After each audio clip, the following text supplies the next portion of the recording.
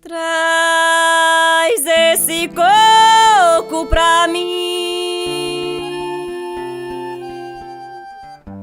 Cadê o coco, Sinhá? Sinhá já foi pro mato, morde o coco buscar. Traz esse coco pra Nas minhas magras veias o que corre não é sangue vermelho nem azul, é puro leite, é puro azeite de babaçu. Nós somos maranhenses, né? Nós viemos do município de Caxias do Maranhão, que nós morávamos em Terra de Dono, né? Eu considero naquela época, nós trabalhava assim, um trabalho quase escravo, né? Esses arames aqui, a gente passava aí quase todas essas quebradeiras de coco aqui, não tem o couro que nasceu do espinhaço. Tirado de arame, passando às pressas, o cara com a pinhola de dar engado, batendo na gente. Eu fui muito vítima disso aí. A gente, os anos 80, a gente não tinha, né, o coco livre. Você não podia entrar num mato desse para pegar o babaçu livremente.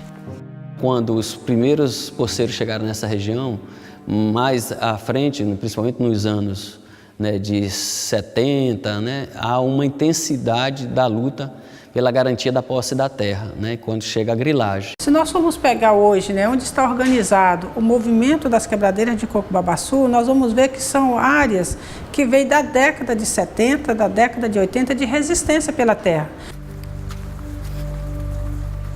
A lei do babaçu livre assegura o livre acesso das quebradeiras de coco às palmeiras, mesmo que estejam localizadas em propriedades privadas. A palmeira de babaçu tem um significado muito especial para estas famílias, pois dela aproveita-se tudo, gerando economia no dia a dia das famílias. É fundamental agregar valor e dar visibilidade a uma série de produtos pouco conhecidos que têm forte relação com a conservação dos recursos naturais. O babaçu é uma dessas riquezas naturais.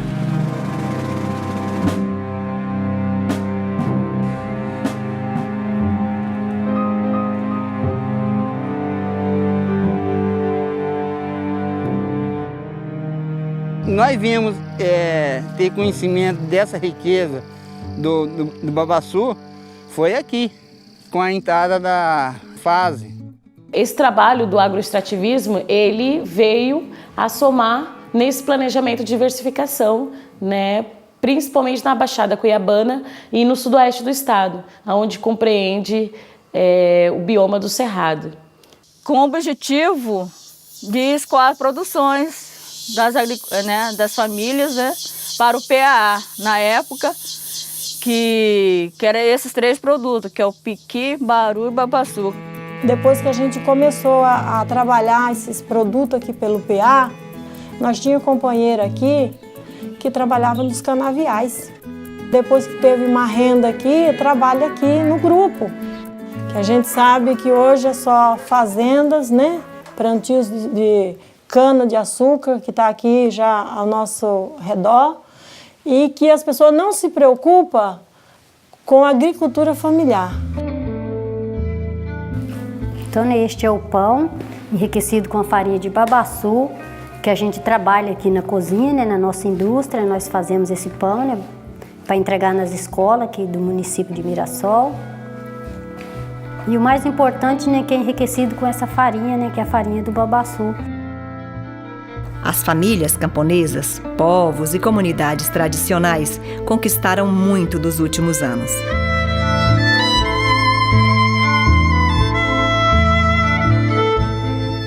Nossa constituição da cooperativa, ela veio aí depois da luta pela terra.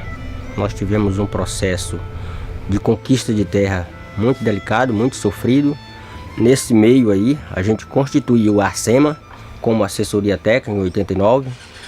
Depois constituímos a MTR também, no mesmo ano. Com o propósito de organizar nossa produção, de processar nossa produção e entrar no comércio justo e solidário.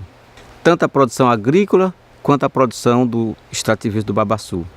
Conquista a terra, cria a cooperativa para exportar os produtos, para comercializar os produtos. Agora é preciso ter uma escola que fale essa língua para os estudantes. O discurso de agroecologia, o discurso de agricultura familiar, né? A questão do babaçu, da luta pela terra, isso tudo é muito importante. Nós estamos trabalhando com 10 grupos de produção, iniciamos com um projeto aí apoiado pelo Funbil, né? Que foi pela Pató, junto com as Mumbip, e veio esse projeto que hoje a gente está trabalhando, que é do Fundo da Amazônia, que a gente trabalha para cá, só na região amazônica. A gente já tem quebradeiras que vende para o compra direta, já tem quebradeiras que vende para as escolas no programa PAA e já participa do PNAE. As quebradeiras de coco babaçu são as principais responsáveis pela manutenção dessa floresta de vida, sendo elas protetoras e defensoras dos babaçuais. Traz esse coco pra mim. Cadê o coco, Sinhá? Sinhá já foi pro mato, morde o coco buscar. Traz esse coco pra mim. Cadê o coco, Sinhá? Sinhá já foi pro mato, morde o coco buscar. Coco enflorada, esperança alimentada.